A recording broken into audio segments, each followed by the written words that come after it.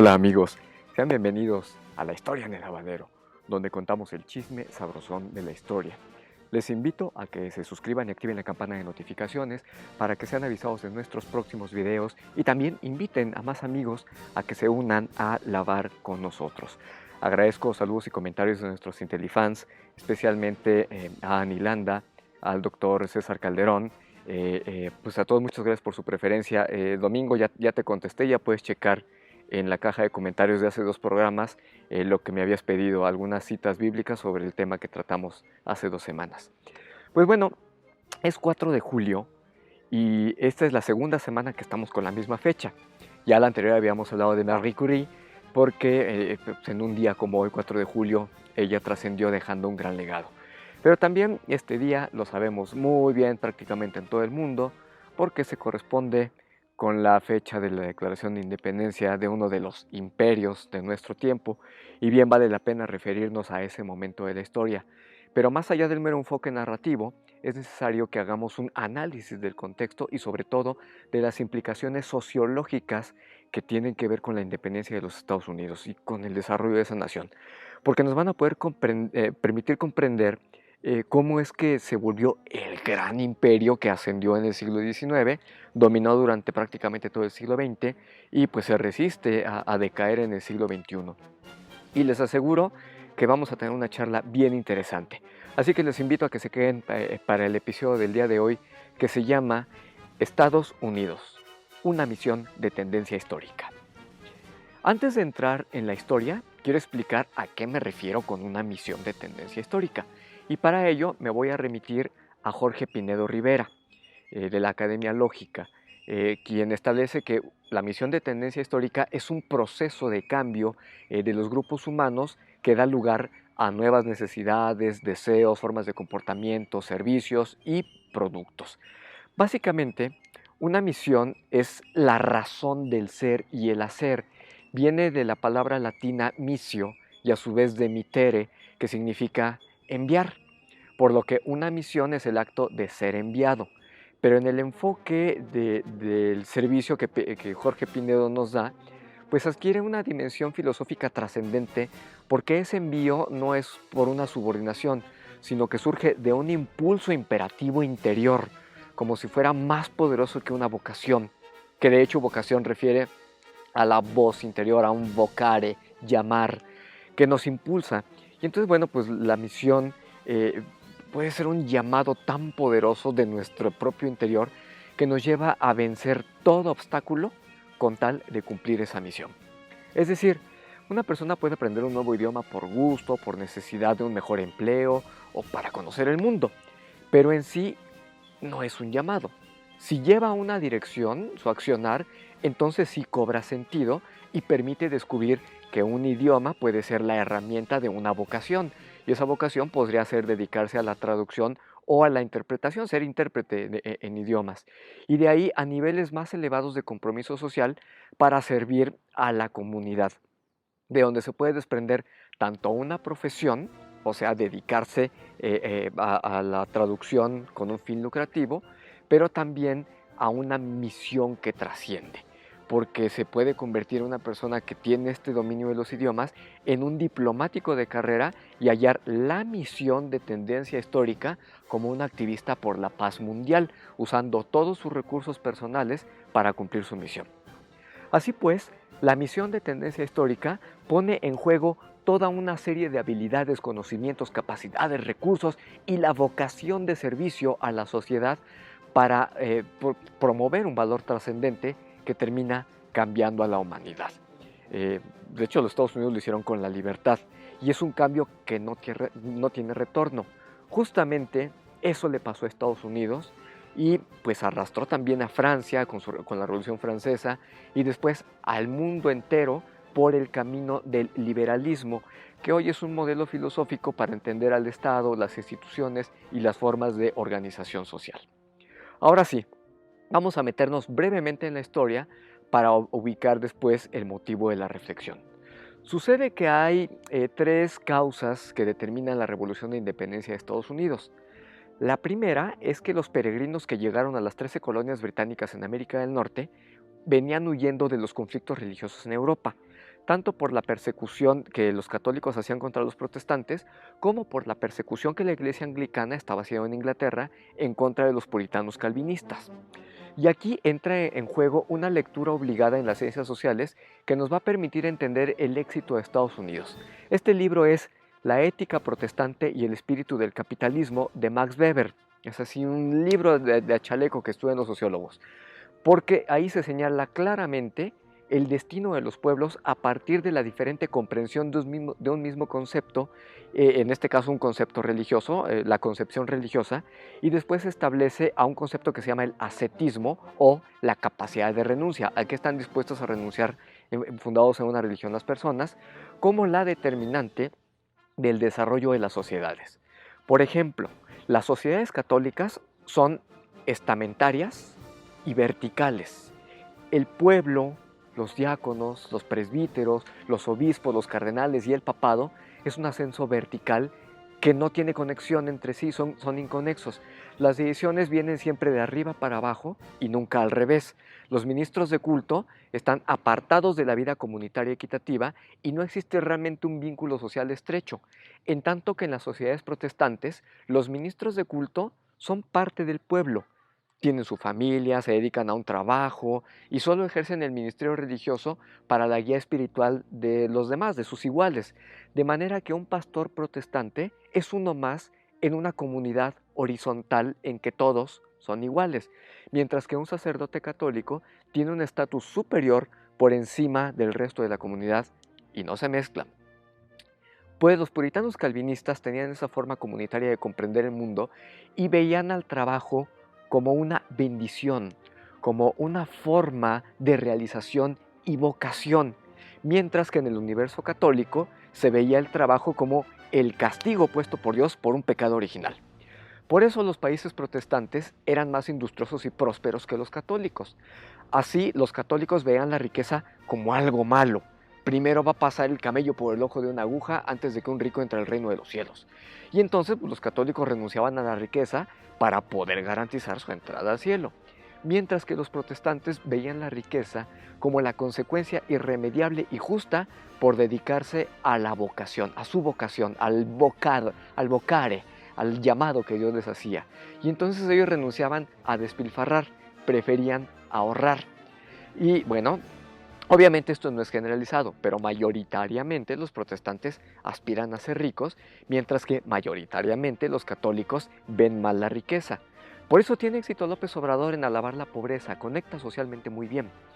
Si a eso le sumamos que el pensamiento protestante en América tenía mucha libertad de emprendimiento precisamente por su visión religiosa, pues literalmente se les permitió hacerse ricos siempre y cuando se pagaron los impuestos al rey. Y pues esto empataba a la perfección con el pensamiento liberal de dejar hacer y dejar pasar, que la ilustración liberal de John Locke y de Adam Smith se propagó por el norte de Europa y Norteamérica, en sociedades que sabían leer, porque la alfabetización era la única manera de que los protestantes conocieran la Biblia. Mientras tanto, en los pueblos católicos, toda la riqueza y producción eran propiedad del rey, aunque la generaban los emprendedores, además de que había un gran analfabetismo. De hecho, la lectura de la Biblia estaba prohibida, ya lo vimos hace 2 programas, y había un fuerte absolutismo que rechazaba todo lo que tenía que ver con el liberalismo. Y pues esa atmósfera liberal y emprendurista estaba presente en las 13 colonias antes de la independencia de Estados Unidos, pero estaba ausente del resto de los virreinatos hispánicos en América, que eran de tendencia católica. La segunda causa que desató la independencia de Estados Unidos fue que Inglaterra entró en guerra con Francia desde 1754 para que los ingleses sacaran a los franceses del continente americano y ocuparan lo que se conocía como la Nueva Francia, desde el actual Montreal hasta lo que es Luisiana, en lo que se conoce como la Guerra Franco-India, que podría considerarse una auténtica guerra mundial, porque el conflicto que comenzó en América en 1754 llegó a los reinos europeos involucrados en el conflicto, en lo que se conoció como la Guerra de los 7 años. Y como esa guerra la gana Inglaterra en 1763, pues Francia pierde la mayor parte de sus posiciones en América y España pierde una porción de la Florida. Pero como los ingleses necesitaban tropas que combatieran en el continente americano, pues reclutaron a los americanos que se encontraban allí. Entre ellos un terrateniente esclavista de nombre George Washington, que pues fue reclutado para pelear por Inglaterra y quitarle a los franceses sus posesiones. Cuando terminó la guerra, pues Washington y sus tropas ya contaban con armas y con cierta experiencia en el combate. Por cierto, la guerra franco-india la comenzó precisamente Washington por error, porque ante las crecientes tensiones entre franceses e ingleses, Washington confundió un destacamento francés que iba con una misión diplomática y pensó que era una emboscada, por lo que Washington decidió atacar ese destacamento el 28 de mayo de 1754 y ¡boom! Ahí se desató la guerra entre Inglaterra y Francia en el continente americano. Sucede que tras la guerra franco-india, los países quedaron bien gastados, los reinos vaya, y no podían hacer frente a los compromisos económicos, por lo que aquí está la tercera causa de la independencia. El reino inglés aplicó el famoso impuesto al té. Y era tan excesivo, bueno, ese junto con otros impuestos, eran impuestos tan excesivos que los colonos en América se inconformaron y el descontento fue creciente y creciente y creciente.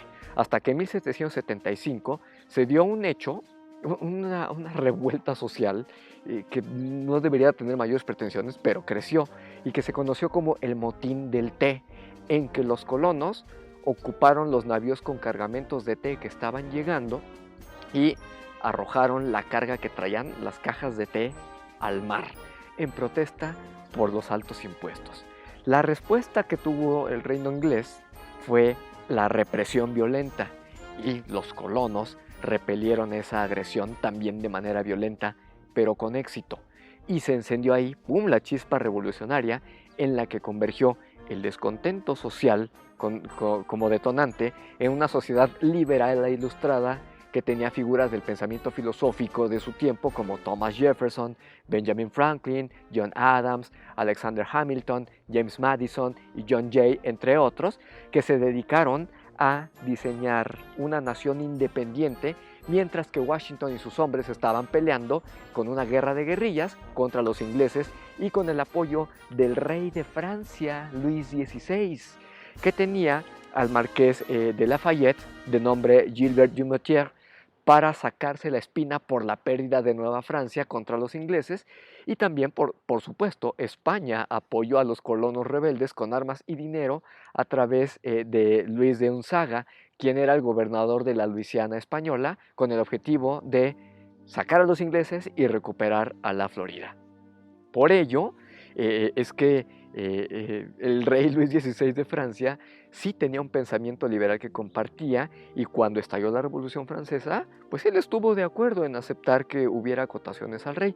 Pero bueno, esa es otra historia que veremos en otro programa. Estas condiciones determinaron el perfil de los padres fundadores de Estados Unidos, y ellos tuvieron prácticamente 8 años para pensar muy bien y diseñar un país acorde a cómo era su conducta social. Ese periodo de tiempo fue de 1775 a 1783, el año vaya, en el que Inglaterra pues reconoció la independencia de Estados Unidos. Y bueno, aunque fue 1783, la fecha emblemática en realidad es un día como hoy, 4 de julio, pero de 1776, que es cuando los colonos en América firmaron la Declaración de Independencia de los Estados Unidos. Sin embargo, la constitución de ese país se hizo hasta 1787 y entró en vigor hasta el 4 de marzo de 1789, justamente 4 meses antes de la Revolución Francesa.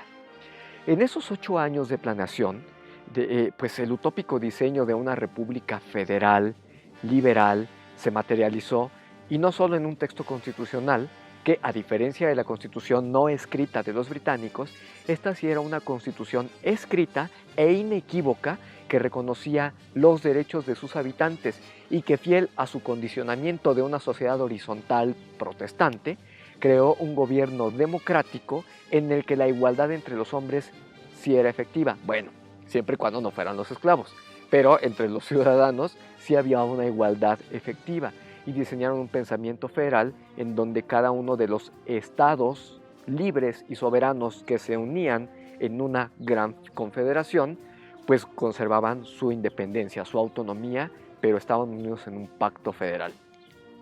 Aquí lo que sucedió es que, pues como un pastor protestante que era uno más del pueblo, el presidente de la Confederación de los Estados Unidos también debía ser uno más de entre el pueblo para gobernar a sus iguales en la protección de la vida y la propiedad de todos los demás de su comunidad, siendo George Washington el primer presidente de ese país. Con el triunfo de la Revolución de Independencia de Estados Unidos, la nueva nación se quedó con el territorio de las 13 colonias y también con lo que era el territorio de la antigua Nueva Francia, así como islas en el Caribe. Y España pudo recuperar la Florida, y aquí vale la pena el dato. ¿Sabían que una parte del actual territorio mexicano fue posesión inglesa, británica, vaya? Sí, las costas del actual estado de Campeche fueron parte del Imperio Británico, y después de la independencia de Estados Unidos, pues Nueva España recuperó ese territorio que después se lo iba a quedar el Imperio Mexicano a partir de 1821. Ahora bien, hasta aquí la historia. Viene la parte interesante. El boom de los Estados Unidos no comenzó realmente con su independencia. La verdad es que era una nación muy modesta, en procesos de organización, pero muy bien diseñada. Lo que pasó es que su gran crecimiento se dio con una ayuda involuntaria de los independentistas mexicanos, porque así como los estadounidenses rechazaban el absolutismo, la monarquía y todo lo que tuviera que ver con Europa, los mexicanos recién emancipados en 1821 tenían una visión completamente opuesta, que rechazaba el liberalismo, el republicanismo, y prefería el absolutismo, la monarquía y la centralización religiosa heredada de España. Por lo que Estados Unidos envió a un agente disfrazado de embajador, de nombre Joel Poinsett, para convencer a los líderes de la independencia de México para poner su vista en el republicanismo. Intento que fracasó con Agustín de Iturbide, pero que sí funcionó con Vicente Guerrero, Antonio López de Santana y Guadalupe Victoria, entre otros. Joel Poinsett convierte a estos tres héroes mexicanos a la masonería y los apoyó para que pues acabaran con la monarquía en México y rechazar todo lo europeo. Y esta idea de poder influir sobre otras naciones americanas inspiró a lo que después el presidente estadounidense James Monroe en 1823 diera el discurso americanista que se conoce después como la doctrina Monroe y que sentencia América para los americanos. Ahí estaba el destino y la visión de tendencia histórica de los Estados Unidos. América era para ellos, ningún europeo, pero también en el fondo todo el continente americano para los estadounidenses. Así que, una vez con el control político de los líderes mexicanos, el expansionismo territorial y el fracaso militar de Antonio López de Santana, pues hicieron que el improvisado ejército estadounidense se volviera un ejército profesional, y en 1847, cuando le gana la guerra a México, pues Estados Unidos nace como una potencia capaz de apoyar y financiar a liberales en México, y bueno, fueron estos liberales los que acabaron con los conservadores y después con los monárquicos del Segundo Imperio. Hasta aquí este otro relato de la historia en su proyección, pero ahora viene otro asunto todavía más interesante, por lo que pasó después. No solo la industriosidad de los protestantes estadounidenses favoreció la explosión de Estados Unidos como potencia económica, sino que después de la guerra con México, pues se quedaron con el mismo problema que los mexicanos tuvieron con la parte norte que perdieron del territorio, porque no había nadie que quisiera irse a vivir a las zonas desérticas e improductivas. Pero la famosísima fiebre del oro en California de 1848, que fue mitad mito y mitad verdad, porque sí había oro, pero no tanto así como para enriquecer por sí mismo a toda una nación del tamaño de Estados Unidos. Sucede que los pioneros que ocuparon el oeste se deshicieron de sus bienes para buscar fortuna con el oro y, a decir verdad, las cantidades de oro que se podían explotar no eran suficientes como para enriquecer a toda la gente que se fue a vivir al oeste, pero pues ya estaban allí y sin la manera de poder regresar y en una tierra hostil e improductiva, pues fue lo mejor que les pudo pasar, fue una bendición para ese país. Porque así como la costa este en un principio no tenía nada provechoso para explotarse en tierra, lo mismo ocurrió en el oeste, y de la nada edificaron ciudades, las dotaron de agua, de infraestructura, porque pues, no les quedaba más remedio. Y ahí se disparó la gran industriosidad de Estados Unidos. Ellos se hicieron ricos por su emprendurismo y no tanto por el oro. Digo, sí les ayudó el oro, pero en realidad vivían en zonas tan carentes de todo que tuvieron que generarlo todo con sus propias manos. Así que pareciera que tenemos un mundo al revés, porque allí donde no hay nada, los pueblos se vuelven más prósperos porque se tienen que esforzar para tener las cosas, mientras que donde lo hay todo, pues pareciera ser una maldición, porque como no es necesario trabajar, sino que solo con extender la mano se tiene todo al alcance, agua, madera, comida y lo básico para no morir de hambre, pues no es necesario trabajar ni ser industrioso. Por eso el fértil sur de México es tan pobre material y económicamente pese a su riqueza natural, y el norte de México es tan próspero a pesar de que no tiene nada, de ser tan árido. Y eso confirma la ideología protestante estadounidense. El trabajo termina volviéndose una bendición, a diferencia de la noción católica del trabajo como un castigo dado por Dios a Adán. El resto es historia, pero lo importante es que la escasez provocó la creatividad y la inventiva humana que trajo el desarrollo, mientras que en los países latinoamericanos la abundancia natural creó pueblos improductivos y eso convirtió a Estados Unidos en una potencia indiscutible en todo el continente americano y que después se volvió mundial cuando usó su know-how, o mejor dicho, su saber cómo hacer las cosas, para convertirse en el imperio dominante que hizo a un lado a los imperios europeos durante la Primera Guerra Mundial y que se refrendó después de la Segunda Guerra Mundial.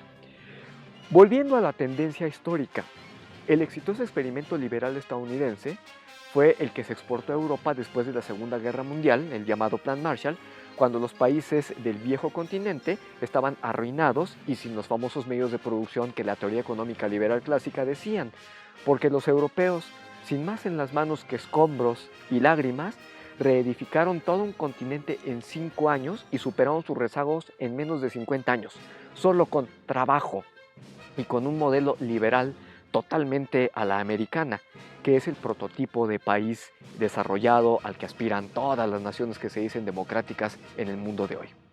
Es posible que no sea el mejor sistema, pero les ha funcionado a los estadounidenses porque es compatible con su cosmovisión y por ser funcional, pues todo el mundo los quiere imitar. Incluso nuestro México, aunque nuestra visión nacional no tenga nada que ver con las sociedades horizontales, sino todo lo contrario. Y por eso no hemos logrado hacer compatible esa visión con la realidad en los 200 años de vida independiente de México. Como sea, el American Way of Life es una tendencia que cambió a toda la sociedad de ese país y después a la del mundo, y se volvió irreversible, por eso es de tendencia histórica. Y cualquier cambio que tenga la humanidad en el futuro va a ser a partir de los cimientos que Estados Unidos dejó, por lo que esta tendencia se volvió histórica y lleva 173 años sin que se vea hasta el momento cuando va a tener un nuevo punto de inflexión definitivo. La enseñanza y ejemplo no es tanto para imitar el modelo de desarrollo estadounidense, sino el diseño de un Estado nacional que sea compatible con la cosmovisión de su pueblo. Y como en México, el liberalismo federalista democrático, horizontal, de respeto a la ley e igualitario nunca nos acomodó ni nos terminará de acomodar jamás, pues siempre estaremos en la simulación hasta que no hagamos la tarea seria de crear un sistema de gobierno que sea compatible con lo que somos y cómo vemos al mundo. Y ese es el tema de un libro que he escrito recientemente y que pronto verá la luz. Interesante, ¿no creen? Mientras Estados Unidos construyó un imperio en menos de 100 años basado en la disciplina, nuestros pueblos latinoamericanos llevan 200 años sin encontrar el rumbo. Ah, pero somos buenísimos para echarle la culpa al pasado. Shimon Peres, quien fuera presidente de Israel, ya lo dijo una vez que estuvo en México. México avanza hacia adelante, pero con la mira puesta en el retrovisor. Por eso chocamos todo el tiempo, no sabemos a dónde vamos, y la frase de Séneca nos viene muy bien, aunque sea triste y lapidaria. Ningún viento es favorable para un navío que no tiene destino. Así que, viendo cómo Estados Unidos diseñó su país y su destino a partir de lo que son, nosotros deberíamos hacer nuestra tarea. Les diría aquí cómo, pero para eso escribió un libro, además de que ya se nos acabó el detergente y pues el chisme del día de hoy. Cuando salga el libro, los invito a leerlo. Pero si les gustó el programa de hoy, no dejen de suscribirse y activar la campana de notificaciones, porque el próximo domingo les tengo otra gran historia y que pues tiene que ver naturalmente con la Revolución Francesa. Así que yo les deseo un excelente día y les espero el próximo domingo para un chisme nuevo aquí en la Historia en el Lavadero. Hasta la próxima.